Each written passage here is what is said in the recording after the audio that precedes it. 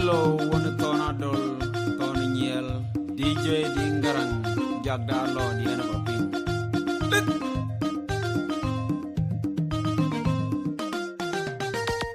Adina majaga jideng makwaga oton barat Iye manuni ya kudimit Pandeni ya Ayi toni tuol kutunga toni Adina majaga Anyar kebegwan ba Ilijit sukula ikabi Ajong chilo Mami baye Ayi pingi kiyelo Adina majaga jideng makwaga oton barat Iye manuni ya kudimit Pandeni ya Ayi toni tuol kutunga toni Adina majaga Anyar kebegwan ba Ilijit sukula ikabi Ajong chilo Mami baye Ayi pingi kiyelo Adina majaga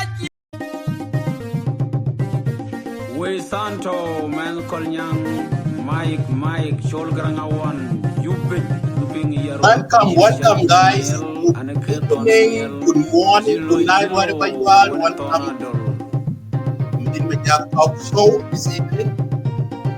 So share the video. We have some of you things to share with you guys. So share some of the information. My President guy visit Barkazal. We'll show you the video on that. And then our topic in this evening is about why election is on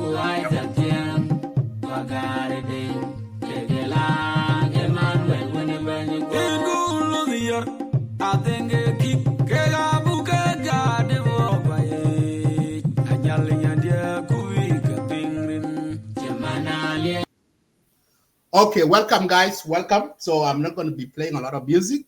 So let me go to my topic. Welcome to Lake State Media. My name is Madid Majak. I'm one of the Lake State Media hosts. And this is the talk show. I always come with the topic that we discuss because we have things going on in our country. And this is very much the show that I host is very much my political talk show. So yes, so let me begin with the journey of the Vice President, General Taban Dengai. He traveled today from Juba. On his way to Bentiu, he stopped in Barkaza in my hometown, in Lake State, which is Nawarial, in my hometown in Yerul. So he stopped there and he warm welcome by my own people. Listen to this video. On his way, he's traveled on land, not on air. So as you guys know that Vice President Taban Dengai, he's the one responsible for the road construction. So, and we know that Barkaza from Juba to Barkaza road is still not working, functioning. As you guys know, last season, rainy seasons, Lake State has experienced the flooding, especially in the area of Rumbek. So a lot of citizens lost their property, and some of them lost their life too. So because of the road too is bad. So now it's good for him to travel by land so that they can see how the road condition is. So his trip, his journey is start from Juba until his destination is Bentiu, his hometown. So now, that is a good thing. So these are the two things that I just want to point out. Number one is need to see how the road condition is. And number two, when he reach to Bentiu, he will see what is happening in that area region, because insecurity is a big factor in that area. White Army is doing a lot of stuff. And also I'm praying for his safety, because those of criminals are on the way, they're ambushing. And I'm praying for his safety journey to his destination in Bentiu. So here is the video for reception today in Lake State, which is in Minkaman. So listen to this video.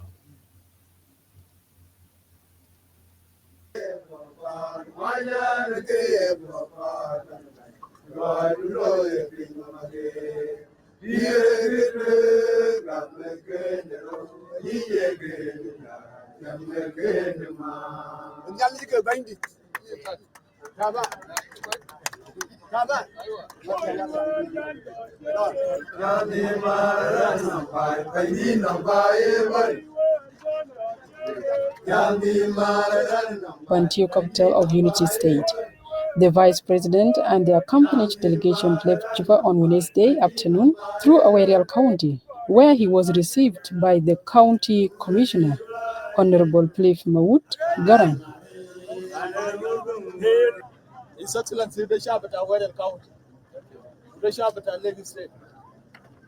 And then a guide in now that Awerial County, Village Batana. Village Batana Mamin, Village Batana Wada, one in a guide.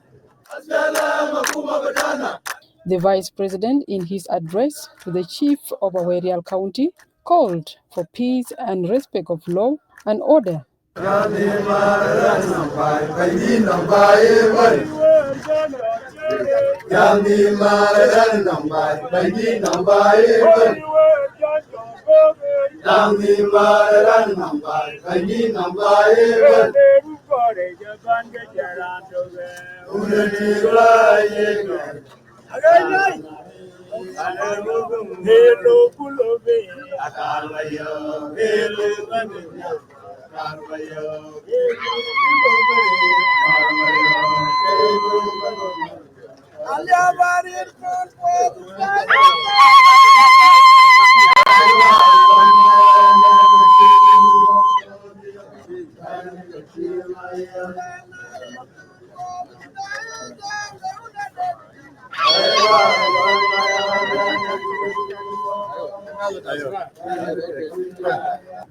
أنا بسلم للشعب بتاع ويريال. أي بين ولا وقاعد موضوع كويا ويريال بن. كوي وين توتن وقولردن. رئيس البكير ما يدري بسلم عليكم كثير. بين أنزل بكير وموضوع بن جوبا. بسلم عليكم كثير. وموضوع بن يبان. هو بيقول لكم سلام لسه فيه. وموضوع دور جنوب السودان تودي. سلام لسه موجود. عشان يجي دور راي. سلام هيمشي لقدام. دور لا توين. أنا برضو جايب لكم سلام بتاع ولدكم صغير اسمه بنجامين بول ميل. بنجوان بول ميل كمان هو موت. كأنه نبغى كوبي كواني من سياقه. وكبنجوان تيجي دعوة ولا نيجي وكين. هو موت. هو بيقول لكم كلام بتاع شهر ده بيبدأ قريب. الجماعة شدنا لوندا بقول. إن شاء الله السنة الجاية ده شهر زرق بوصل في بوليارين. أشوف على رونن كتاعك زلا ده بيرو بوليار كله جدا. بمشي لقدام. وقالت له أنا قلت بارغازا كله. زي ما رئيس يبدأ جاي هنا ده. ورجيرت بنا ده أنا بجا نيجي ده هنا. وجنام هنا. كوني هنا ده. كان ميدا ما بقيف. أجار باي تبكوج. أنا ماشي لقدام. أنا لا توين. ما بنوم معكم. أنا جنين نجويك. بمشي بنوم في رومبيك. أنا بلا نين بنا شو رومبيك. لأن رئيس رسالة أنا اللي بنتي وأنا ماشي بنتيو. بنا جات واج بنا شو بنتيو. لأن في حفلة كبيرة هناك كنيسة كاسلك. أنا لون دي لرا لو كنيسة كاسلك في بنتيو. كنيسة بتاع بنتيو عمل 100 سنة. كنيسة بنتيو نارون كبوات كنيسة. عشان كده فيها احتفال كبير. كأن على لون رون كبوات عشان بيكتير كده أنا 1990. رئيس قال لي نمشي نمثله. رئيس الجمهورية يجي جماعي لور بلا كوي نجندي كي ينابيا. في بنتيو كمان أنا بمشي لكاونتيز بتاعت روين. في بنتيو كله وانا بمشي بسلم الناس بقولوا سلام بتاعكم كمان بتاع ويريال هناك ابلا شاد كاونتيز كي بنا كان ببا شاد بقول لا يوغا بنيا ومو ببا يقول سلام تدي في رجوع بتاعي لا دوندي انا بيجي بسيكا برضو ابلا بنجا شابين بيجي بنوم في رومبك ابو بنين في رومبك وانا بعمل محاضره في رومبك ابو محاضره لو بيجي ما كاي رومبك دن بعدك لو غفنر وافق اجي غفنر قام انا بيجي معه كمان في ويريال هنا كبوكا كغفنر دا يبقى بني هنا ويريال ده بعمل محاضره كبير معكم هنا وبوبو ناغا مات كان كلام بسيط اقول لكم انا جاي كور بن بلاوي كان خلي يكون في سلام في البلد كذا سلامه تولد دور بعدين تكم سميتو اتاك بين قال Riek Machar سجنوه في بيت بتاعه. Riek Machar ma bai pande berirtin هو ما في حاجة بطالة سلوه. acin gira jiro luoyen هو في بيت بتاعه arara bai pande ما ماشي شغل. ace lotin luoy ده بيحصل في حكومة. kugero lo ya kuma yaji ban ko ya ga mai أي زول تحت الرئيس ده رئيس بيعمل قرار لو في سبب بيسجنوه. ran non gidin te cene tamu ko ran non gidin ti wo e mai نائب أول بيسجنوه. na ba lawul yen ran to ben chuke number 2 e mai نائب رئيس زي تابان ده زي بول ميل زي منو ده بيسجنوه. general ko na ba cimin taban dengai e mai ده رئيس جمهورية بس يا ما ayi ko mai na muda ko ci wo ga mai رئيس الجمهورية سلفا كير بيعمل قرار أنا سجنت أي زول لو عنده سبب لو في سبب. jumuria rierde luel ku jamara ne acha mai ti no ngi ci wo رئيس الجمهورية يا ما في زول له قرار عشان يسجنوه. re ga kira ne mai لكن كمان في حاجة بسجن رئيس الجمهورية. kuna na ngi ci wo ya ga biti ana ko ti jo برلمان بسجن رئيس الجمهورية. majalan dan wer jo ga wera ra ulwa ngati ne re jumuria ti لو رئيس الجمهورية عمل غلط ana ngi ci wo برلمان بسجنه. ga ti je barlaman دي أول دولة بتاع قانون. ke yen ga nun kan سو ما في زول يكون مستحيل قال ليه ريك مشار سجنه. do bubu ga ya re da ngone na mai ya ga mai أي زول بيسال بكير نحن كلنا تحت قانون. o ga lung ga to tuen qur'an lung jo لو أنت مشيت برا من قانون acha lo be lung ko بسجنوه. ina lo then بعدك أنت بيمشي بيعمل دفاع لنفسك. yine roja be la ko nyito لو عملت دفاع كويس أنت بمرق برا. acha nye ko nya pot yine jo be lo banbe فدير أقول لكم لو سمعوا كلام ده ما حاجة جديد في البلد. acha we ga pieng yi do ga ga wa gubarer ga ro ka lo ro lo في دولة بتاع قانون pan no lung الناس بسجنوه. kwa nyige anyage we ko ile pan no lung أنتوا كلوا بالكم لو أنت ضابط yiran ceng tila kuma ضابط جيش yiran jej ضابط بوليس yiran bolis ضابط سجون da be sujud ضابط مجلس ran majalas محافظ kuma pas حاكم wali سلطان ja sultan مواطن. modon den to ko den نحن هسه نخلي بالنا لو نايب أول سجنوه زول تاني بكون كيف ما في زول يعمل غلط. o ga pelo po pe bura na kanti era ne ben bag bay kedi خلي بالنا يكون فوق قانون. u panda be na lum كلام تاني ده أقول لكم برضه do karba lewe لكن ده ما مشكلة بتاع الياب. ache gana liap الياب ده بتاع قانون. ale ba ko pa ba ni lum ده أقول كلام kilo aligin كلام ده ماشي لنوير. kana lo don koy ko chol nwer كلام ده ماشي للون لوناري. alo don ko je lonari ماشي لناس بتاع توي. bargazal ماشي لناس بتاع غوغريال gogrial ku toñ ومورلي ku jamurle ودينكابور ku koy bor ونوير بتاع لو ku no di lawtu ونوير أيود ku na yot wa wer ونوير بتاع ناصر. ku kana nasir سنة ده أكون بيجا زعلان. rune akuma poria لو زول هبي زول jagiran أكون بيجي لإنت. baran lad wala lo yinmu شوف bagdi يا قانون بيجي كده. ke longi ji jaban لو عملت جريمة acha jirima lo أكون بيجي لإنت. ina kai longdu no هسه بعد شوية ay nyak نرجع للشغل بتاعنا زمان. ko ga bogolon ta da ne uloy زول ماشي بعصاية بتاعه بس nga ga ta ga lunde وبكوكب بتاعه عشان مرفعين. jala binde ken tente ter ke ga ke gidi وعصاية بتاعه عشان بقر بتاعه مرفعين. jala lunde be a ta da ye banum da agel ما في زول بيعمل زول. kiran bera god لأنه هبيت زول a god iran جيش فيه بيجيك. ke jeja bo طيارة بيجيك. tayara bo زول هاي الدرون القال زول القال ما فضل قبل شوية كمان بيجيك. a dro ne to nyal biting nyal ko moji فخلينا نكون مع قانون. Salvakir oye! Amandenga oye! Carol oye! Amandenga oye! Espera oye! Espera oye! Espera oye!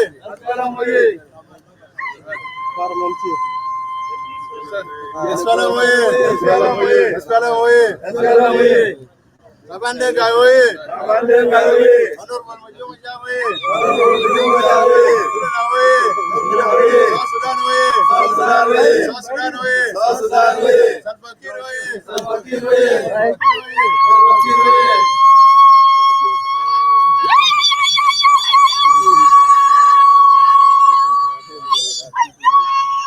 Taban was also received at Ural West County headquarters, in which he briefed the county administrators on development in the country before his reception at Rumbek East. And during his arrival to the headquarters Rumbek, his reception was upon the governor of Lake State, Honorable Rintwain Mabior. His Excellency, the Vice President of the Republic and Chair of the Infrastructure Cluster, Gerald Taban, has this morning arrived Rumbek, well received by the state government under able leadership of Gerald Rintwain Mabor. Gerald Taban is on a mission to attend, on behalf of the President, the 100-year celebration of the Catholic Church in Bentiu, a unity state. On his mission, the Vice President will be addressing peace messages given to him by the President to all the communities along the way, which he started yesterday in Awerial and Yerul West, and this morning in Rumbek East. One of the key messages is that the President tasked Gerald Taban to tell the people along this route that the revitalized peace agreement is still holding, and the government of the Republic of South Sudan is committed to fully implement the agreement, despite the recent events in Nasir and the subsequent arrest of Dr. Riek Machar. Those are things that will be handled by the law, but the agreement remains intact. According to the press secretary in the office of the Vice President, Manuel Dudkok, the mission is to address the peace message to the people. Additionally, Gerald Taban is also the chair of the infrastructure cluster, which is responsible for all the roads projects in the country. So he is using this opportunity as well to assess the road conditions, Bahr al Ghazal region, and possibly the corridor between Warab and Unity State. The Vice President's visit to Lake State particularly is very important to us as people of Lake State because he is the chair responsible for infrastructure cluster. This will at least give him time and all the time to supervise the roads that is passing through our state, because without these roads, it is really difficult for goods, coming from Juba, going to the other ends of Bahr el Ghazal, which is Western Bahr el Ghazal, maybe Warab State and Northern Bahr el Ghazal State. So road that pass through Lake State is very important, and we really like His Excellency Vice President to put much emphasis on supervising and seeing exactly where will not be possible during the rainy season. So it's also important in regards to the peace agreement. So he's also passing by here, giving key messages of peace and the implementation of the revitalized peace agreement to the citizens. We don't love killing.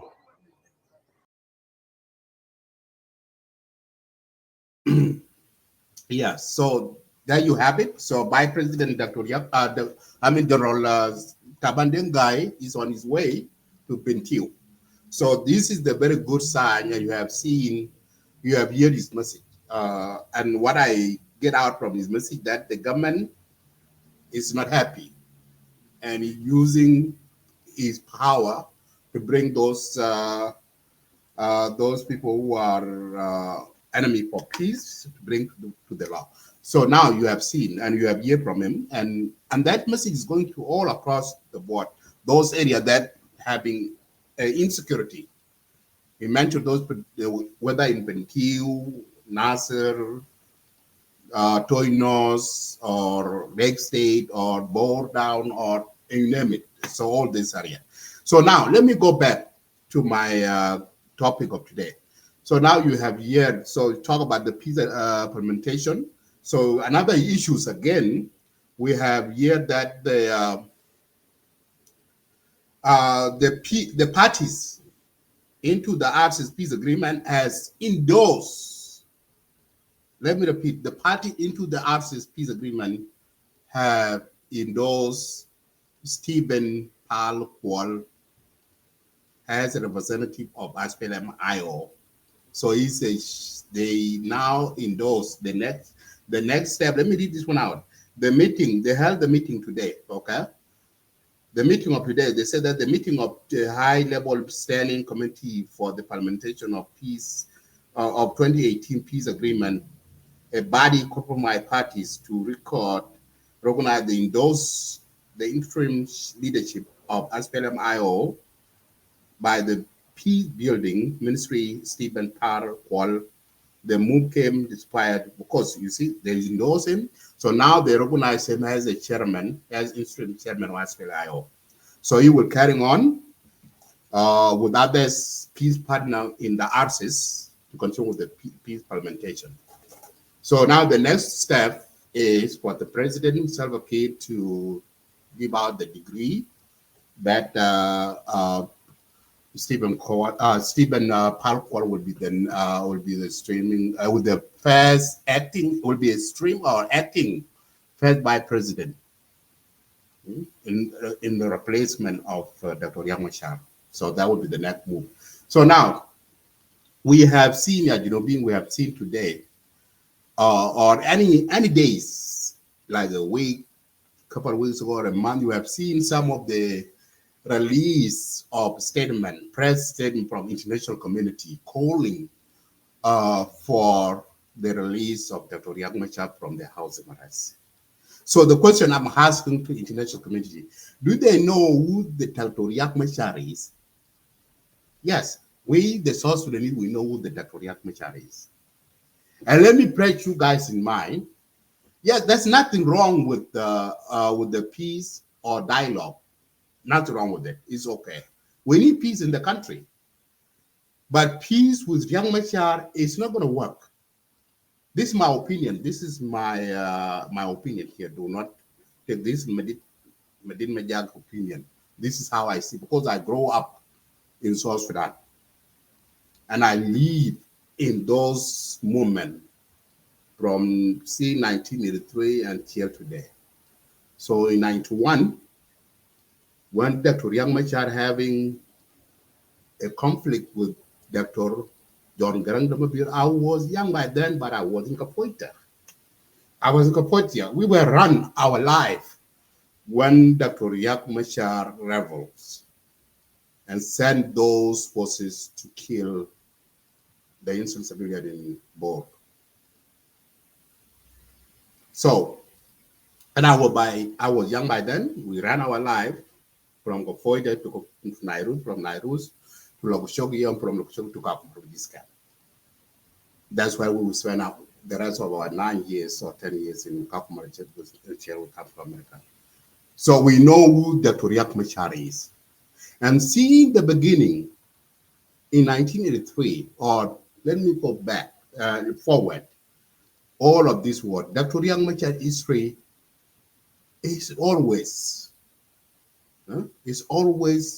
chaos against his own comrade in the movement. In 1991 is one of the history. He formed his own movement called SIM, and he fought with Dr. Garang Damabir and current president Salva Kiir. Okay, and he killed a lot of people. I listened to a lot of people here in social media said that Dr. Riek Machar is one of the people, without him, who talk about the separation of South from the North.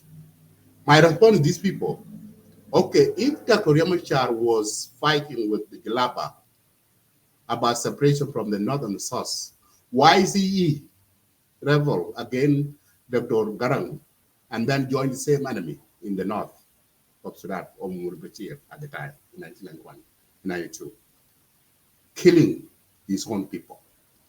So Dr. Riek Machar is always on the side of anti-peace in the country. So I don't know why the international community don't see the history of this guy. Okay, if Dr. Riek Machar is arrested today, and he's in house arrest, according to me, his arrest was not only what happened in Nasser. It will be tracked back to 1991. It will be tracked back into 2013. It will be tracked back into 2016. This time of event at the time that Dr. Riek Machar committed a huge crime against humanity. Okay? So now, the international community calling for the release of Dr. Riek Machar. So what are you getting of it? If Dr. Riek Machar will be released, so will be free, no charges. What is the reason for? What is the reason why they arrest him in first place? And I'm really glad that the government of Republic of South Sudan stand on their ground, not to be pressured by international community to listen to them. Okay? Because this international community, they have their own country. And your own country, you have always had people who are commit a crime, and your government arrest them. And you have no right to come and pressure the other nation to release their own criminal from prison or from house arrest. It's never happened. If you are talking about the peace to come to South Sudan, you should talk about the peace without Riek Machar. Try the new way. Talk, if you want access to be implemented, talk about without Riek Machar. And this is a very clear that, the message clear that to IGAD and AU, when they visit Juba a few days ago, and they released their press statement, and they make it very clear. Their press statement don't even mention Dr. Riek Machar's name. That can tell other international community, quote unquote, in Western country, to know that the reason why the IGAD and AU have not called or asking the government of the Republic of South Sudan to go and visit or go and see Dr. Riek Machar from his house arrest. That means there's a huge evidence show the incident happened in Nasser. Dr. Riek Machar is involved. And I always say, okay, if there's a crime committed in Nasser, there will be somebody who will be held accountable for it. If the incident, the issues happen in Nasser, kill more over 400 SSPDF with their family, wife, and children, and you know. And international community don't see that. And you are calling for the dialogue, and you are calling for the release of Riek Machar, and you are calling for the peace. If the peace that you are calling our international community, is it only Riek Machar is the only person can bring peace in South Sudan? Can the peace come in South Sudan without Riek Machar? If you are calling stability in the country, why don't international community listen to the voice of the citizen of the Republic of South Sudan? If you don't have your own interests, okay? What interest do you have on Dr. Riek Machar? And let me remind you history about the Dr. Riek Machar international community. Let me play this video, this clip. We don't love killing, you know. It's not a good character. It's not part of my description. Garang today has no troops. If he had troops, we would have been fighting here. Most of his troops were wiped out in Bor. And anybody else who wants to fight knows that his fate might be the same with those who were wiped out in Bor. Riek Machar's departure has left them vulnerable and uncertain. When this incident happened, we could not pull out forces from around Juba because this would be exploited by the enemy. And they did try it, of course. They thought that we have pulled out our forces to go and fight Riek with. But had we done so, they would have exploited it and would have broken out from Juba all that time. So Riek's betrayal is great. He knows how crucial unity is. Even if I forgive them, They will be known in history as people who stabbed the movement in Southern Sudan in the back. They will be known as people who, at the point of victory, when we were going to win in Juba, this was our next target, still is. They stabbed us in the back. The people of Southern Sudan, the people of the Sudan will judge that. Now, you have heard from the late leader, Dr. John Garang. Dr. Riek Machar stabbed movement on the back in 1991, and he's still stabbing the Republic of South Sudan on the back in 2013, 2016, and 2025. So, and always this time frame, the international community always stand with Dr. Riek Machar. They are not standing with the people of South Sudan. Why? So why international community always stand with Dr. Riek Machar? If you are calling for the peace, stability in South Sudan, you should talk about the well-being of the citizen, the victim, those people. We have 1,000 or 1 million people are in refugees camp, I will speak. And who called those? It's him. Because he want to grab the power by force. And you listen to his voice for 1991. So, international community, if you want to see the peace to be restored in South Sudan, just talk about the way that the IGAD, the African Union, spoke the other day. That's the message that you guys should send. Do not send the mixed messages. And I know international community, I know there are some people who are feeding you for the wrong information. That's why you go and release those press statements. But this is not the way you should not play as a double standard here. You want peace to come in South Sudan? Talk about the peace without Riek Machar. Try it that way. Can you try? And we'll see. Give South Sudan 5 years. 5 good years without Riek Machar. You will see the peace will come to 10 states, plus 3 administrations. Across the area, all counties level. There will be no war between any communities. Okay?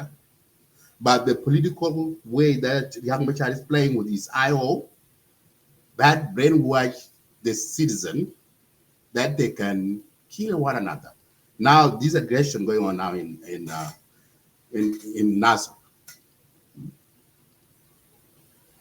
So accountability, you guys talk about accountability. So what happened in Nasser? And you say, oh, we are calling for Dr. Riek Machar to be released. We are calling for dialogue. Okay. What about the accountability? Why don't call accountability about what happened in Nasser? What happened in Nasser? They even killed the UN crew during that time.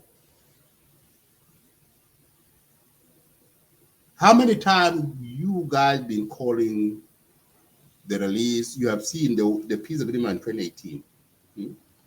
Dr. Riek Machar was taken to South Africa. He spent a couple of years there. And then same people, you guys calling for release of Dr. Riek to join the peace agreement in Addis. He has released. Okay. For the last 6-7 years, while he's in Juba, what happened to the peace? The peace has not been achieved. There's no election. The country has been ruled by extension, and that's what he needs. Riek Machar need the country to be governed by extension and extension. Now, what happened during, you have seen he caused a war in Nasser because simply he need not election take place in 2026. You don't want that election. That is the reason of this war going on right now. He won what you guys are calling him to be released from the house arrest, and then the people go back to negotiation table. And then another extension coming. That's what he wants. He wants to be in power by using the blood of the citizens of South Sudan. And you, international community, you are not listening to our boy as a citizen of that country.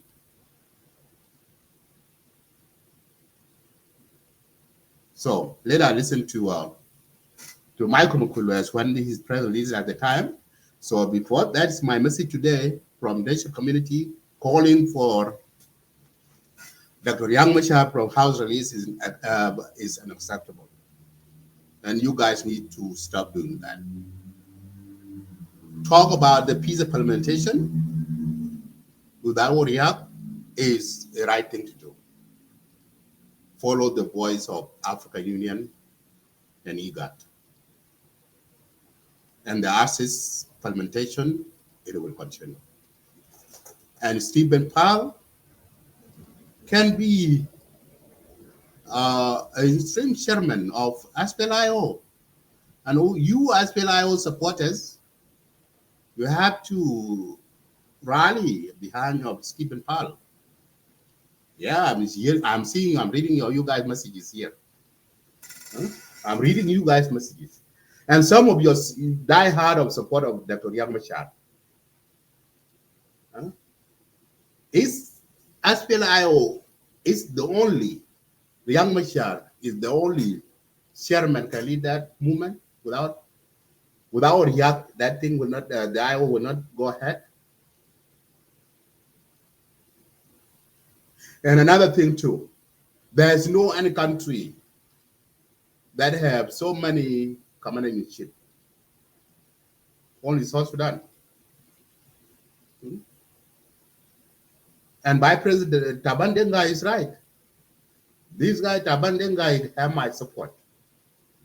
He should be the vice president because we need one president, one vice president, and one commander-in-chief, and one army for the nation. We should not have so many army in the country. And this is how you see the young Machar now is using this because you know that he has military power. He thinks that he is in power. He thinks that he don't even see that SSPDF is a nation army. And that's what we hear. That's the echo we're hearing from their supporters in social media. Okay. So the country should have only one army. All of these men should be not replaced. But now the country has been divided. Every tribe, every Gabila have their own army.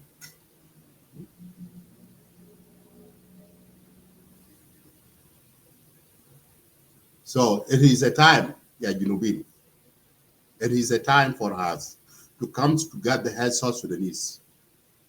Okay? Let this year be a year of fix everything, fix South Sudan. Let it be a year that the unification of the army forces should be united in one.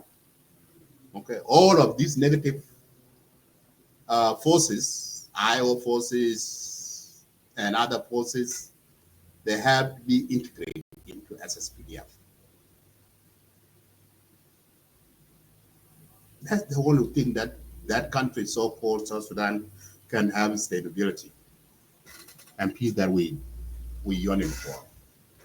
But if we are just supporting, I'm a supporter of Riek Machar, I'm a supporter of President Salva Kiir, and we have our power, we have a military. So what are you doing?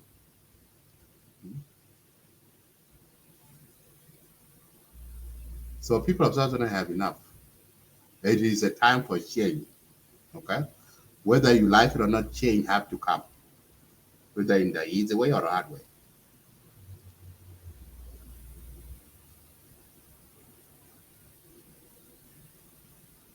So that is one of the things that I would like to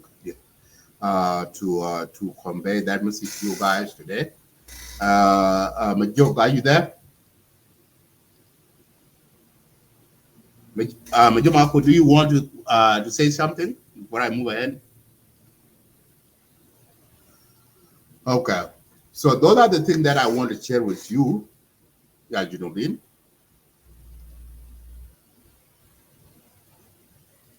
Well, the change is coming from us, to all of us, my brother. Change have to come to all of us. If we don't see the change that we need, the change that I'm looking for is not the change that we rally on our own leader that we see. Okay? We need to, yeah. Go ahead, Majo. Thank you so much to the audience and the viewers on Facebook. I will not take much of the time because I'm a bit occupied. But I just want to put a word of appreciation to you who create the room and actually try to display the messages and the receptions of Vice President General Tabandega. First of all, I don't know who initiated the trip of Tabandega to Bitiu. If that decision came from me or somebody actually decided to share the idea with it. Whoever did that, whoever thought of it, thought a great thing. My personal point of view, Taban has done the perfect things to do. During the difficult times, leaders should disseminate the message of peace, and leaders should move to the grassroots and speak to the people. Leaders should always be in touch to the ground. Leaders should always be connected in one way or the other to their communities. And by doing so, the leaders will kill what they call propaganda automatically. Leaders will try so much to set things right, the things which are supposed to be twisted by the enemies of the progress. What happened in Juba, an unfortunate incident, and is continuing up to now, is because our leaders never thought of being in touch with their grounds. Because everybody is already in Juba, they're sleeping in a hotel, they're enjoying everything. So you think of going to your estate, somebody will gossip you out of political arena or even lob you outside. So everybody is busy in Juba, especially our politicians. They're busy in Juba trying to make sure nobody is about to degrade them out or nobody will speak ill against them to the appointing authority, which is the President Salva Kiir. But I can't then moving by road for that speaking and stopping. Which to me is not for peace. He passes on the road. That one will change some narrative. We will give sense of belonging to those communities. They will understand that their leaders are coming close to them. So, and by the virtue of him moving all the way to Bentiu, in that huge celebration of 100 years of Catholic Church in Bentiu, I think even before he speaks, I can preempt that Japan will deliver a very concrete message of peace, both to the people of Bentiu and to the people of Lagos State and to the people of Northern Pakistan and to the people of Arab State. And this is what we need. I'm pretty sure after Taban will reach that space or to that place actually, speak to the people, start moving all the counties of Bentiu or the counties of Unity State, I'm pretty sure it will reduce this rampant attacking by civilians among themselves. The reason why all these civilians are attacking themselves, you will agree or disagree with me. Instead, I've heard that there is political differences in Juba. Then everybody begins to think that as long as they're fighting in Juba, then there is no law on the grassroots. So if leaders are fighting, then why not us? We can take advantage of this situation so that we can go and loot so-and-so cattle, so that we can go and kill so-and-so. But now leaders are going to the grassroots and talk to them. I think the message will be clear, loud to them. Secondly, Taban Denga in the speech in Hawaii County, he says two things. He says anybody is not above the law. We are all equal before the law. And if you try to be in conflict, as Makuei Lueth put it, with the law or with the justice, then you will face it. And he gave an example of himself, the like of Bolmel, the like of Mamarabeka Nyadeng, and all those past presidents. And he concluded, what happened to Dr. Riek? There is challenge attached to it. He will face the law, and all of us, we should sit back and watch and see how best he will maneuver himself out of that crisis. So that is statement. Send a clear message to everybody that maybe this might be the beginning of justice in our country. And if government impose that justice on Dr. Riek and compromise somewhere, and then the justice, that will be a selective law. A selective law does not make a society progress. Laws should be equal to everybody and apply to everybody. As long as you are against the law, then you should be confronted with what the law says. So I think it should be the beginning. Those who involved in corruptions, and Taban himself said this, that we should go back to those days. The things must be fast-tracked. To some extent, one could agree with it. And if we were to subject them to that law, I think none of them will escape the bullet. Start away from the president down to the commissioners for our counties, because none is clean in our government. Even those who claim to be civil servants, they are corrupt in one way or the other. As long as the system is corrupt, you must be corrupt for you to survive. So some of the people who might be holding a certain integrity, they always compromise the integrity because of the situation. Their kids are being chased out of schools and they don't have nothing to eat, so they can do anything. So if that thing happened to be the beginning of justice in our land, then let it be. So, and those corrupt leaders also should be subjected to such scrutiny of law. The second statement Taban released was that I will speak to those newer. He says, you, Awarial people, are young. You respect the law, and more especially the people of Lagos State. He is referring to the current regime of Governor Riek, because Governor Riek has tried his best to stabilize the situation in Lagos State compared to previous governors.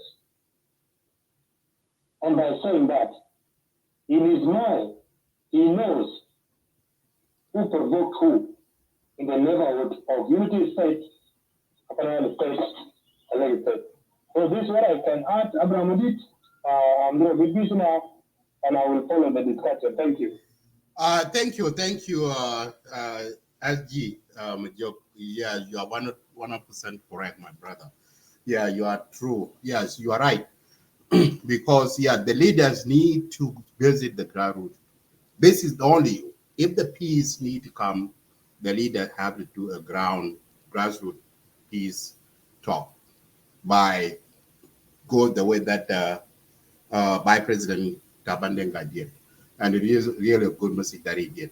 So thank you so much for your input. And I know let me play the video from Michael Makuei, because this video was for last 2 weeks ago when they give the press release, the stage of the arrest of Vice President Dr. Riek Machar.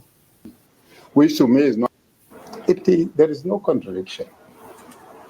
The government is very clear that we are not ready to fight and we are for peace, for the continuation of the ceasefire.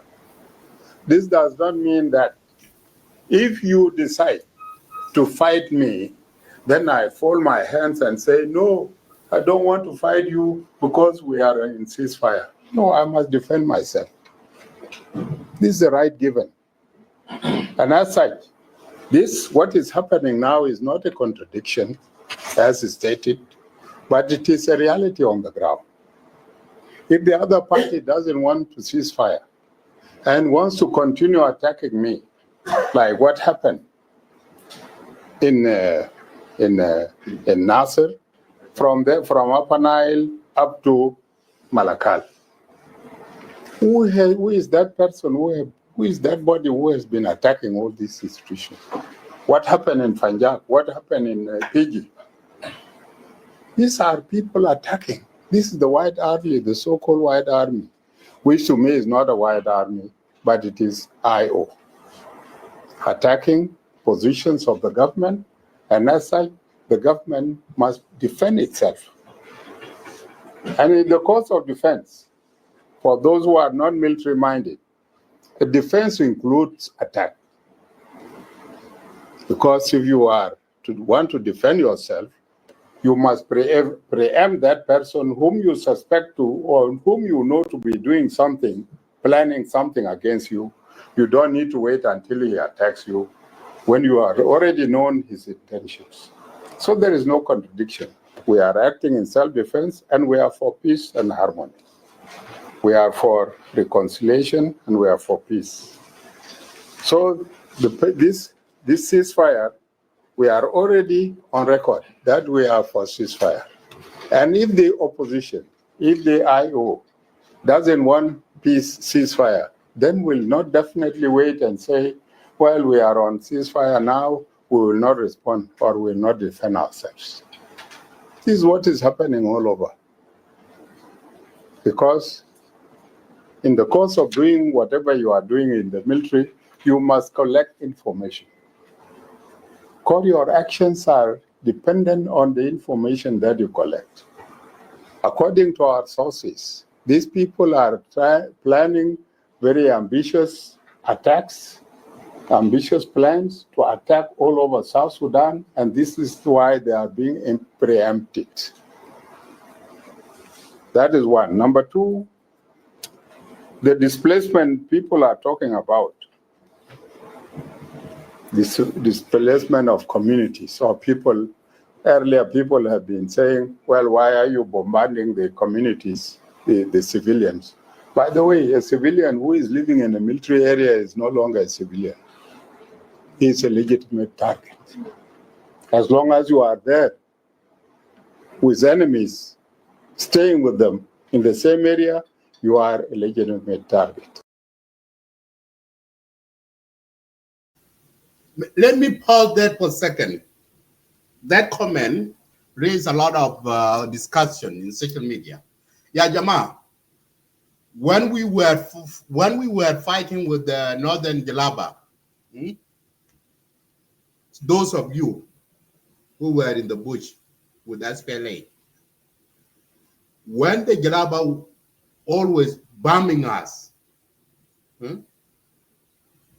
do they differentiate from SPLM, or do they differentiate from civilian and SPLA? They don't. They see all of us, we, the people who are living in that area, the area where the SPLA controlling area in southern part of Sudan, they always bombing all this area, Torit, Kapoita, you name it. And you go all those towns. So they're bombing, even where the civilians are staying, they're bombing. And there are always casualties. So the message that Honorable Michael Makuei Lueth is saying is that the area that the government is bombing right now in Nasser or in other part of Upper Nile, and those white army that they are pursuing and SPLIO they are pursuing in that area, they are living with the civilian. Okay, and the civilian is always the victim. They will end up to be a victim, and that's why I will calling that in order to stop this senseless war in this area, this white army, they have to put down their weapon and then join the peace agreement talk with the government. In other words, if you want to fight with that, just leave the area where the civilians are. And also the government too, you have to be very careful too. So you have to know that this area there are civilians, and those civilians, you are responsible for them. You need to identify your target. You should not be just bombing randomly. That's not good. That is not acceptable. You should bomb the area that you see your enemy is, where the white army or the IO forces. That's where you can bomb. But if you see the area is populated by civilians, don't do that. Like what happened when you guys bombed the hospital. That's not good. You guys did same what the white army did in Nasser. I mean, not Nasser, in the area. What the name? What the area that they looted? One of the same MSF hospital. Same thing. The government bombed that, and then same white army they loot the area, the facility. So you have the government. You have responsibility to make sure that to save life for the civilian. So you take them, because I have seen some of the picture in social media. Some of the civilians are now staying in the swamp area. There's no food, and they were all staying where the kid you can see. That is heartbreaking. Okay, you should save those people who are caught on that conflict zone. Give them food, medicine. Take them out from where they are staying, because that swamp area there are snakes and other wild animal or other insect that can kill them. Malaria can another factor. Cholera, now I hear there is a pandemic cholera in the area. So the government, I'm calling you government to make sure that to save this civilian life in the area. So you should not be bombing just randomly. You have to bomb your target, where your enemy is, where you see the IOR or white army. That's where you should bomb. Wulang, yeah, thank you, yeah, Wulang area. So whoever is living with those civilians, with those military people, if anything happens, the bullet will not differentiate between the civilian and the soldier. So this is why they are all the time advised to keep away from these hostile elements so that they are not affected. So that we are not killing anybody, we have not killed anybody, we have not harmed anybody, but anybody found in that area, in that hostile area, is deemed to be a hostile element. This is the language of the army. So the ceasefire is there. But it is being... Okay, but let me pause there for a second. Those are the hostile area that Michael Makuei was saying. The way that I see it, if you guys identify the hostile area, and specifically you see the target where your enemy is, number one thing you should do, just call the civilian to move away from the area. Put that in public to save yourself from criticize that you are killing a civilian. Call and put out the warning. All the civilians are this hostile area. You should leave this area as soon as possible. Whether you can go to the refugees area where the UN is, if they are closer to the border of Ethiopia, they have to go to Ethiopia area or leave this area. Or if you have a mean of resources, you have to provide them a shelter, food, and a medical need. Okay? So evacuate them on this hostile area. That's where you can identify your enemy. Where are they? The white army or the IO forces. But if you start bombing, and you call them all of these white army, no, I disagree with you, Michael Makuei, because these are civilians. And you government, you are responsible for them. Okay? the way that the citizens are suffering right now in this area is not acceptable. Okay. So the government have to do your mandate. You have to take care of the life and the property of this citizen.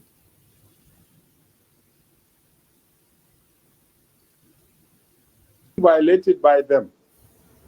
And if they violate it, then definitely we will not say, yeah, we are in ceasefire, so we will not defend ourselves. We are all the time in defense. That is on the investigation for the brother who asked about investigation. It has started a long time ago. I don't know how did you miss it. But the investigation started a long time ago and it is ongoing. And we cannot talk about the investigation because this will prejudice the course of investigation. So there is no more. It is enough that you know that there is investigation going on, full stop. No more talk about the investigation. You will not get any further information from there.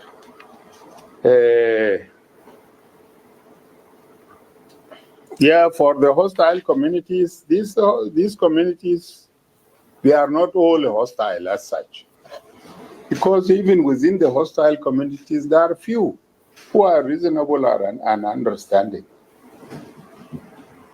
But they are the minority. This does not mean that we have denied them, because in every community, there are hostile majority, and if the majority are hostile, then they are deemed to be all hostile. Even though within these communities, there are few who are understanding and reasonable and not hostile. These communities, of course, once those who agitate them, once we address the issue of those who agitate them, then we will talk to them and they will understand. Once we isolate them from these groups that are all the time agitating them, then definitely they will come to understanding and they will. They are communities, and as such we cannot punish communities, but to educate them, tell them the truth so that they understand.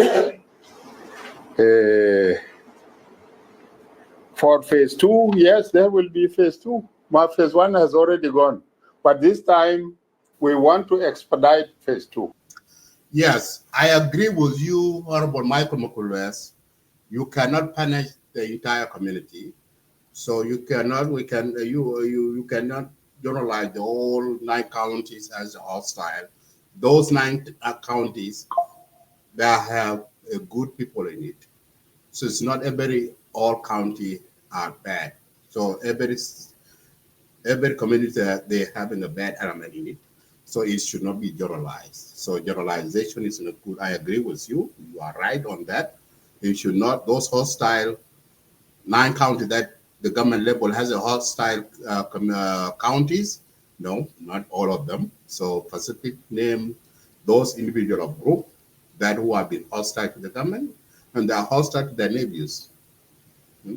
So those are the things. So we have to separate things. So the comment that Honorable Martin Riek Machar is out of context and have to take that word back, because you should not generalize the whole community, all 9 counties. No.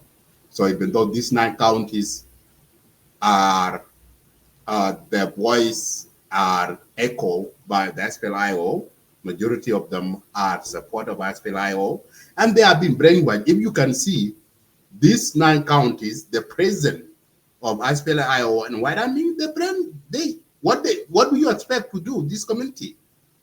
Because the people who are ruling that area are the SPLIO. The government, the South Sudan has been divided into you guys are having 2 government in the country, government of SPLIO and government of SPLIG. And this is where I come in here to condemn the national community for set up the people of South Sudan the way that they did. And that's why always this peace agreement need to be thrown into the toilet. Because you cannot divide the country, give the power sharing between IO and IG. And this is the consequences now. The power sharing that you guys did, you should do the power sharing on the political area, not the military wing. The military wing should be leave alone. That's a different part of entity. The military cannot involve themselves into the political things in Juba. They are non-partisan. But guess what? The SPLM have its own SSPDF, SPLIO, they have own SPLIO forces, and they are control this area. You guys label it as a hostile 9 counties, controlled by SPLIO. So they are getting their territory, and you guys are getting your own territory, and only one country are doing that. And the national community has set you guys up the way they set you up. The government should be one government governing the country, not 2 parallel governments. And that's what you see in the northern Sudan. That's what's going on between Ameti and Buran. Now, northern Sudan is in fire. And the same thing is going on in the south. Okay? So do not allow this, and that's why I always preaching that these things need to be, these issues have to be ended in this year. The unified of army should be unified, and the army should stay away from political. Stay away from political. They should not be siding with these political leaders. The army forces are the non-partisan. The mandate for the army forces is to protect the property and the life of the citizen of the public and protect the constitution of the nation. If there is aggression coming, that's where the army can interfere and then stop that aggression against the nation. But guess what? You have divided the country into 2 pieces or many pieces. Everyone is government. There's no country that IO is collecting their taxes on the road. That's where IG is collecting their own taxes on the road. What the hell are you guys doing? And this is how the corruption is going on.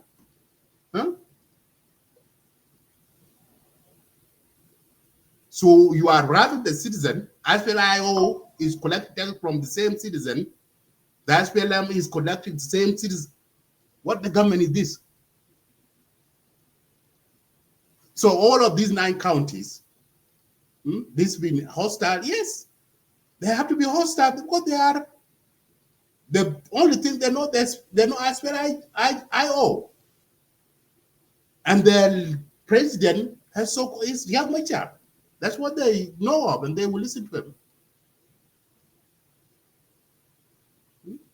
To fix it, to fix this mess, leaders of South Sudan, to fix this mess, it is a hard way.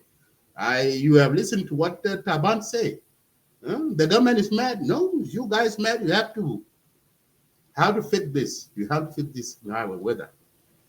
Because do not leave this stone not returned. Because if you leave it like the way that you guys left it in 2016 or 2018, it's still going to come back and bite you.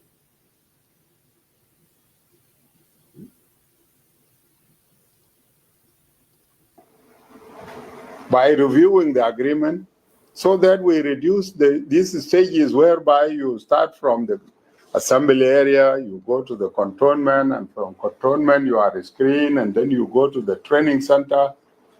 Kalam de Kulu, we want to make a shortcut. And we had ever been standing against these arrangements. But of course, because the agreement was partly imposed on us, these are some of the provisions that we were against by then. And this is why it became difficult for us to implement them. So what we will do, we will this time we will expedite the process, and we may decide to do without one of the phases. That is the cantonment phase will no longer be there, but from the assembly directly to the training center. And people, I remember in Anyanya 1, all the forces of Anyanya 1 were integrated within 3 months.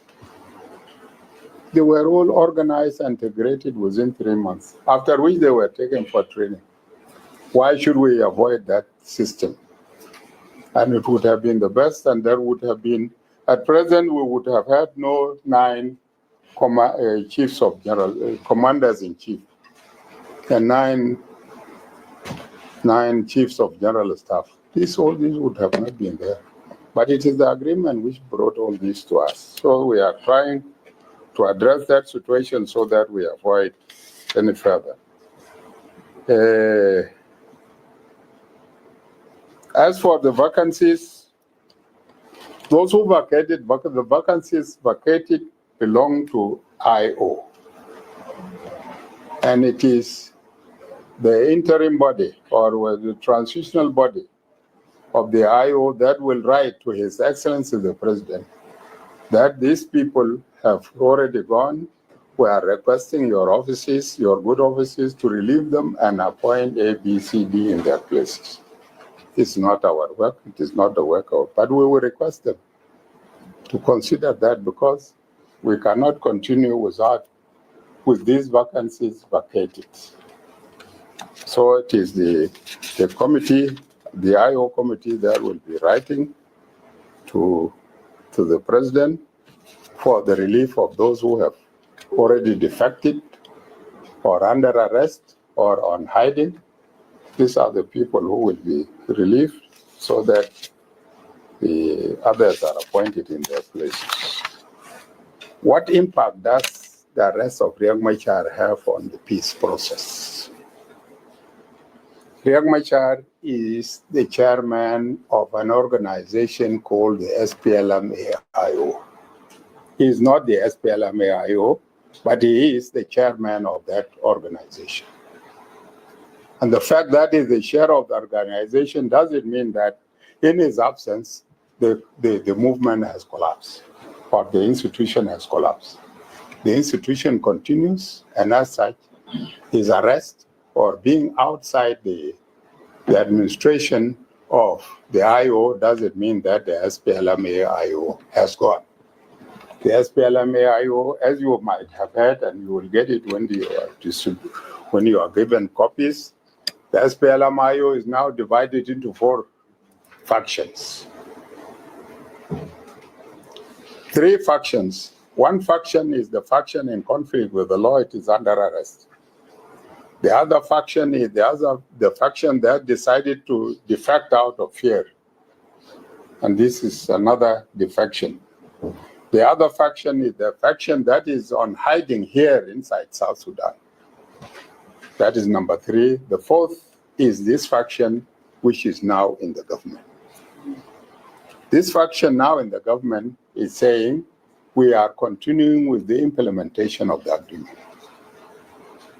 They are not saying we are not implementing, but they are saying we want to make sure that the implementation of the agreement continues. And they are in the government. So what is Riek Machar is a leader, yes, we recognize him, but the fact that he is in conflict with the law is a different thing. And the fact that he is Riek Machar as a person is different from the SPLM-AIO as an institution. So his arrest, his being under house arrest and undergoing investigation at present does not affect the implementation of the agreement in any way. So the agreement will continue to be implemented, and what you have in mind is that this will definitely Riek Machar as the leading, one of the most important signatories to the agreement, then the agreement must collapse. The agreement will not collapse. It will continue, and we will continue to implement the agreement, and this is why we are talking of elections in 2026. That is one. As for his position, of course, will be vacated when necessity requires. As soon as the investigation continues, if the investigation committee finds that there is a prima facie case against Riek Machar, then they will recommend his being prosecuted before the court. Once he is recommended, found to be proved to be in conflict with the law, and they recommend his trial, then he cannot be tried with his position as the first vice president. He will have to be relieved from his position so that he faces the law. Who will do that? It is the investigation committee. The investigation committee will investigate into the case, and once the investigation is completed and they have found that there is sufficient evidence to warrant his trial, then definitely they will write to His Excellency the President to request him to relieve the first Vice President, Dr. Riek Machar, from his position as the first Vice President of the Republic, so that his take goes to the court.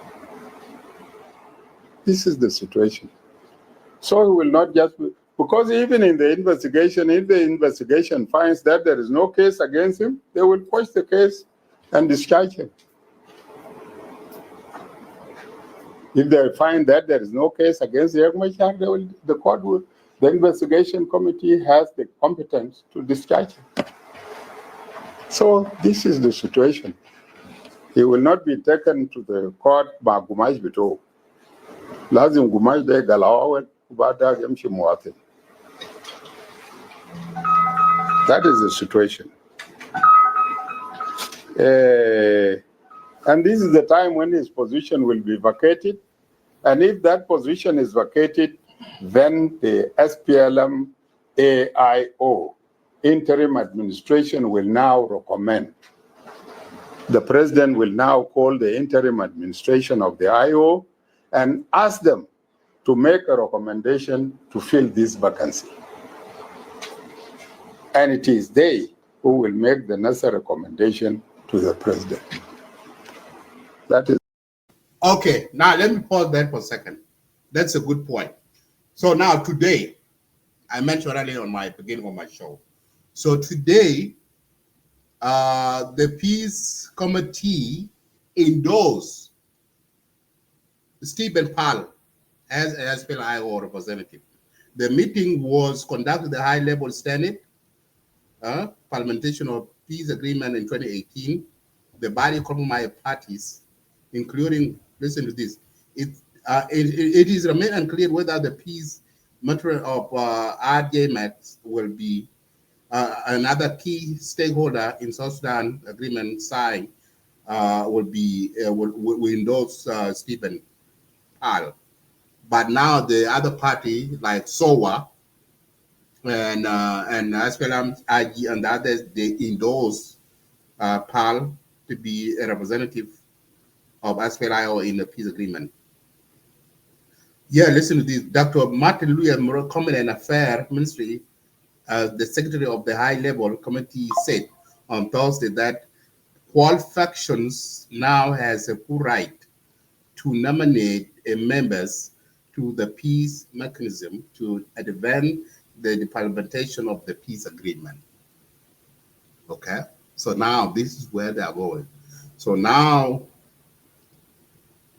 the Stephen Pal now can go ahead and move on and choose his people to fill those gaps, those people, those positions, make a safe position that those are still IO members that who fled the area, and some of them are in the prison somewhere in Juba. So so here he said, I quote, I eager all the parties to the agreement to refrain from making a statement that contradicted the fact that the agreement is alive and active. Okay, so I heard yesterday some of the anti-peace element has been going out. Oh, the RSS peace agreement is dead. It's dead. It's dead. It's in a coma. Well, according to these people, they said that it's not. It's still active and it's alive.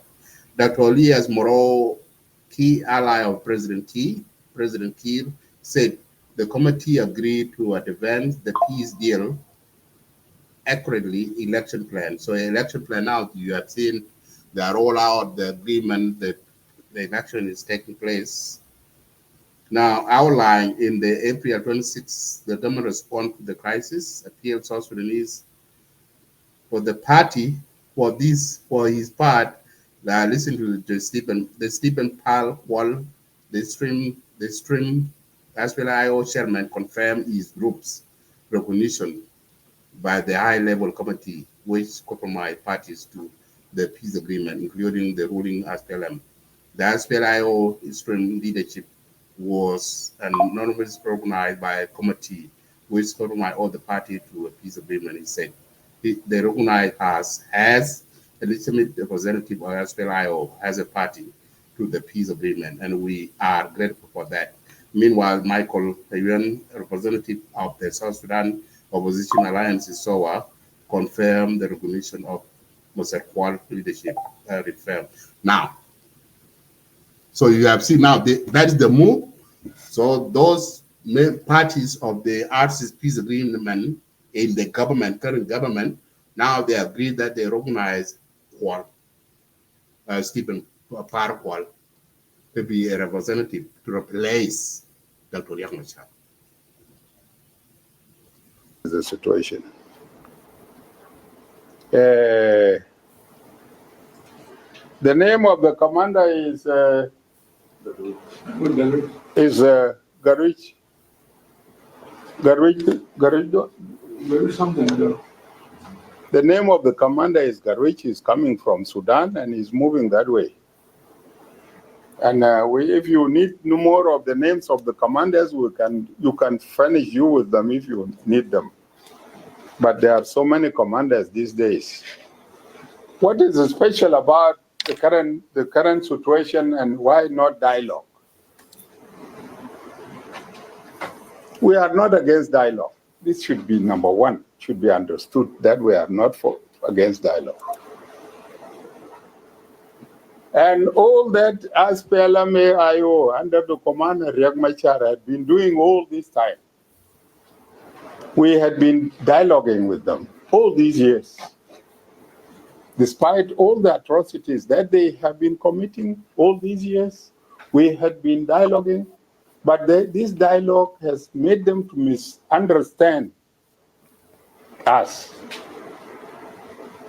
Because every time they kill people, we dialogue, and then we come and agree again, ignoring the lives which are lost. This time, we have decided the other way around. We have decided not to dialogue because dialogue proved to be insufficient. So we have decided to consult the law. We have decided to try law, because they say if education cannot help, try ignorance. Is it?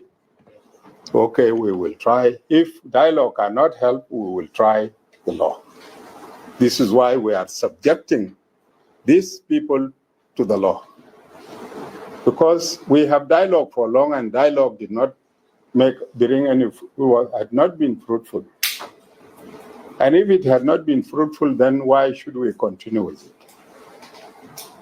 We are trying law this time, and then we will see how far will it succeed. So that is why we are applying the law. In the course of application of the law, those who are in conflict with the law will address their conflict with the law in the courts. But those who are not in conflict with the law will continue to dialogue with us. So we are not rejecting the dialogue. Those who are in conflict with the law, those who are under arrest will continue under investigation and whatever. And those who are not in conflict with the law will continue to dialogue with them. because necessity requires us to dialogue. So we'll continue to dialogue with them. We'll continue to dialogue with the new administration. So we have not stopped dialogue. We have never rejected it, and we will not stop it. Because our major problem now is not the whole-out groups who are over there in the Tumaini and so forth. Our problem is now with those who are whole-out groups within. So we must first address the issue of this inner whole-out group before we go and look for our brothers and sisters who are outside there. So we are not neglecting the whole-out groups. Bajor? Yes, Michael Makuei is making people laugh, seriously. Yeah. We have problems with those who are within and we are with all our group. Yeah. Those within are now he's fighting with the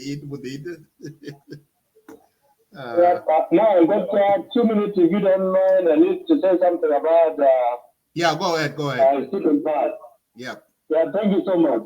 Yeah, for student pass to be confirmed, Abraham Adit is the milestones on the interim leadership, and it is also disadvantaging the whole out group of the IO, especially those who flew Juba and moved to the East African countries and other regions, seeking for safety. First address this. Because of fear of an unknown.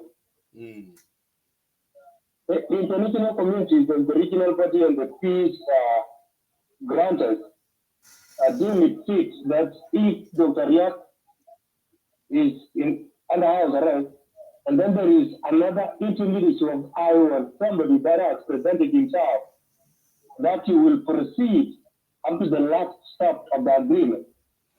Then they may thought this is the right thing to do. Somebody is under house arrest, we will come back to him later on, but for the meantime, we must move on with the IO leaders who are willing to implement the agreement.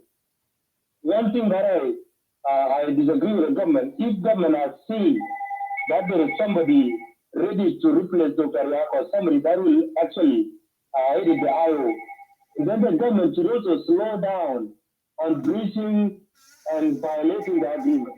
They should go back and respect the protocol of the agreement for the sake of giving these people credibility, especially the interim. But now the government is taking back some of the counties, is replacing some of the positions without consultations with the interim leadership. So the IO, who is in conflict with the law, will see this interim leadership as a useless or toothless dog, which is being used by the government. So for the government to give that due respect to them and give them that kind of arguments, hotspots on the outside of the IO, then the government should lean back a little bit and respect the agreement. Secondly, they should also speed up the agreement implementation. As long as they are willing to conduct elections next year, December, and I'm happy to see the chairperson of Independent Electoral Commission, Abinago, meeting with the president before the briefing. So it's not that our things always end in briefing, but there are many institutions that have briefed our president for the last 3 or 5 years, and nothing has come out of that briefing. So anything of our government does always end up in briefing. So if this issue of election does not end up in briefing only, then the president, the vice president, and everybody should work jointly, make sure they put money together and launch what they call a population census. Whether there is insecurity or not, then there are some other parts of South Sudan that are stable. They should do census now. And by the end of the year, everything should be set. And by the beginning of 2026, they should run the elections campaign and everything that they could, so that they could also squeeze the tie. Through that, they will be in a position to block the Riek completely. But if they prolong it, if there's no a politician that has weight cannot be ignored in totality. They may ignore Dr. Riek now, but tomorrow, Dr. Riek might come back with a lot of energy. And that energy might take us back to another 5 years renewal of revitalized peace agreement. That's what I can add. Thank you so much. Otherwise, I beg you, Abraham, to open the answer so that people will come up and share their thoughts. Be blessed. Thank you, SG Majok. Thank you. Yeah, we're almost complete now. So we are just we have another breaking news just coming in. United Nations, the UN Security Council has just released a press statement. So here is the read. The United Nations Security Council, the Resolution 2779/2025 summary, adopt May 8, 2025. The meeting number 9913 mandate extended to 30 April 2026. Overview. So I will not be reading a lot because it's a long statement. So I will be scrambling around. So the overview, the resolution 2779/2025 reaffirmed the United Nations Security Council is commitment to supporting the peace, civilian protection, humanitarian relief, and democratic transition in South Sudan. It responds to the critical delay in the implementation of the RC's peace agreement, ongoing violence, human rights violation, and worsen the humanitarian crisis or situation in the country. The resolution extends the mandate of the United Nations mission in South Sudan, the UNMISS, for 1 year under Chapter V2 of the United Nations chapter. So now, if you guys see, the United Nations UNMISS in South Sudan have just extended their mandate for another year in the country. The UNMISS mandate priority is protection of the civilian, accelerate the use of all necessary means to prevent and respond to violence, with special attention to the women, children, IDP camp. Facilitation of humanitarian assistance, support secure access to humanitarian operation, and challenges of location, illegal fees, and aid division. Support for the peace process, asset, implementing the RC's agreement, including political dialogue, electoral process, transitional justice, and institutional reform. The human rights monitoring, investigation or investigating and report violation of the international law, including the conflict related to sexual violence, child recruitment, suspension of civil space, and why you don't move up? The political governance requirement, the election, urge the transitional government to recognize the inclusive, transparent, and credible election by December 2026, ensuring a participation by the women, youth, refugees, IDP, and all political actors. Transitional arrangements of the hybrid court for the South Sudan, the Truth Commission, compensation authority with the protection for the victim, witness, and civil society. The security factor call for the full deployment support and integration of the necessary unified forces with the regular salary and clear mandate. It is not moving on for some reason. Bear with me, guys. My phone here. Come on, dude. What's going on? Okay, here you go. So, where am I? Okay. Okay, the mandate, the government reform, the financial transparency and single treasury account and anti-corruption framework for ensuring the purpose use of natural resources. Humanitarian and civil protection. Crisis response, note over 9.3 million in need, 6.1 million at risk of famine, more than 2 million IDP, condemn violence against AIDS workers and misuse of civilian infrastructure, freedom of movement, civil space, demand protection of journalists, civil society, oppositions parties, freedom of assembly and expression, agenda and children's rights. The stress implementation of women is 35%, representation code, protection from the gender-based violence and enforcement of child protection commitment. The special provision.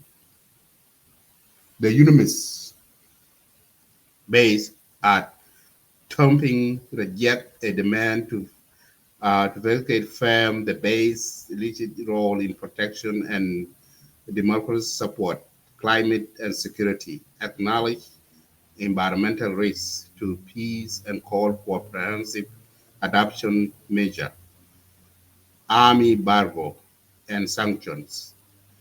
Reiterate the international army embargo are its initial readiness to oppose a measure on individuals of the title of peace attacking at UN personnel. And the last one is monitoring and reporting. The UN Security Council General is required to provide a detailed 90 days report on the mandate implementation, obligation, encourage, and risk assessment using a perform and data tool to measure the impact. The Security Council remains active, engaged, and retain the option to act on the violence of this resolution of the peace process in South Sudan and court. So that is the release from the United Nations. They just released a few minutes ago. So that's the resolution, the summary of the resolution just released, and they adopted, though they extend their mandate to April 30, 2026. So that is the latest update from the United Nations Security Council. They just extend their mandate to another year in South Sudan, and you have listened the layout, what are their view and their mission and all kinds of stuff. So that is the one that I just shared with you guys. But Joga, you want to add something on that, or you good? So I think so we come to conclusion, guys. So this is my last show. We are come to end. Thank you guys for watching. This is our update for you and our talk of political things going on in our country. So that thing that we share and we'll bring more analysis. I'm sorry that some of you want to come up or join me in the studio, but just want this to make sure that it be just to be a small thing. So because I'm not going to stay here for long. So thank you guys for tuning in. Have a wonderful morning and have a wonderful night wherever you are. God bless you and may God bless us.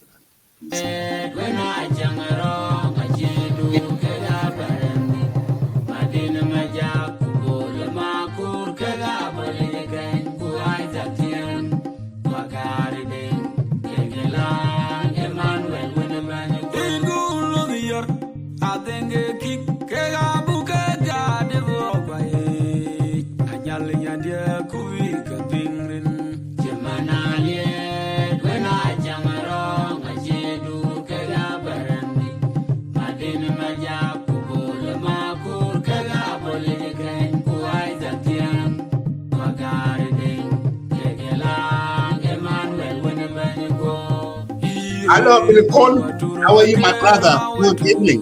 How are you guys? Are good?